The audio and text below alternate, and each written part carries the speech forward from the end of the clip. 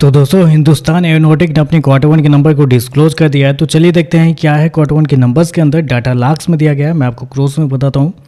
तो देखिए पिछले क्वार्टर की बात करते हैं तो पिछले क्वार्टर में कंपनी ने 13,699 करोड़ का रेवेन्यू जनरेट किया था ऑपरेशन के थ्रू। पिछले साल की बात करते हैं 4,347 करोड़ के आसपास, जबकि अभी देखें तो बढ़ के 4,819 करोड़ आपको जाता हुआ देखने को मिला। तो साल दर साल जाते हैं तो साल दर साल कंपनी के रेवेन्यू के अंदर तेजी आपको देखने को मिल रही है।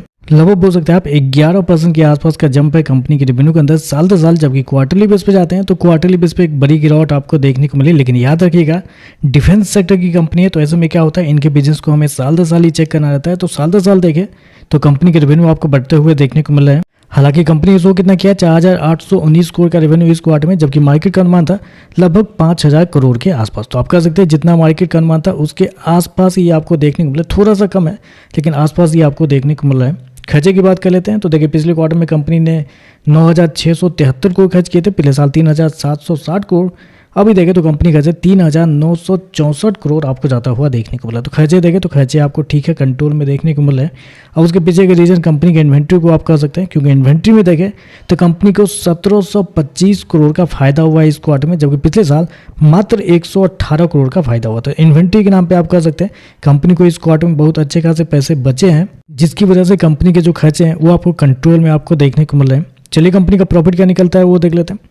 तो देखिए पिछले क्वार्टर में कंपनी 3,976 करोड़ के प्रॉफिट में थी, पिछले साल 1,437 करोड़, जबकि अभी देखें तो 1,383 करोड़ आपको जाता हुआ देखने को मिला। तो साल दर साल जाते हैं तो साल दर साल कंपनी के प्रॉफिट के अंदर गिरावट आपको देखने को मिली। लगभग बोल सकते हैं 3 से 4% के आसपास की गिरावट है कंपनी के प्रॉफिट के अंदर। जबकि क्वार्टरली बेस पे जाते हैं तो यहाँ पे एक बड़ी गिरावट आपको देखने को मिली, लेकिन बेसिकली ऑलरेडी मैंने आपको बताया कि क्वार्टरली बेस पे हमें देखना नहीं रहता है।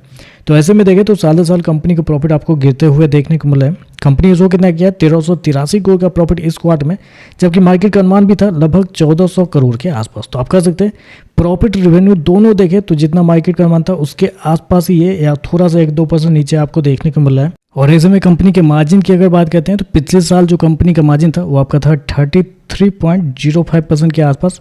पिछले क्वार्टर की बात करते हैं तो 29.02, जबकि इस क्वार्टर में देखते हैं तो कंपनी का मार्जिन गिर के 28.78 आपको जाता हुआ देखते हो। तो मार्जिन देखें तो हालांकि आपको साल दर साल क्वार्टर गिरते हुए देखने को मिल रहा है। ईपीएस की बात करते हैं तो देखिए पिछले क्वार्टर में कंपनी का ईपीएस लगभग बोल सकते हैं आप 60 रुपये के आसपास था। पिछले साल की बात करते हैं 21.5 रुपये के आसपास, अभी देखें तो गिर के 20.5 रुपये के आसपास देखने को मिल रहा है। तो ओवरऑल देखिए अगर मार्केट एस्टिमेट को हटा के देखते हैं तो नंबर कमजोर है, क्योंकि रेवेन्यू आपका बढ़ता हुआ देखने को मिला, उसके बावजूद कंपनी के प्रॉफिट के अंदर गिरावट आपको देखने को मिल रही है।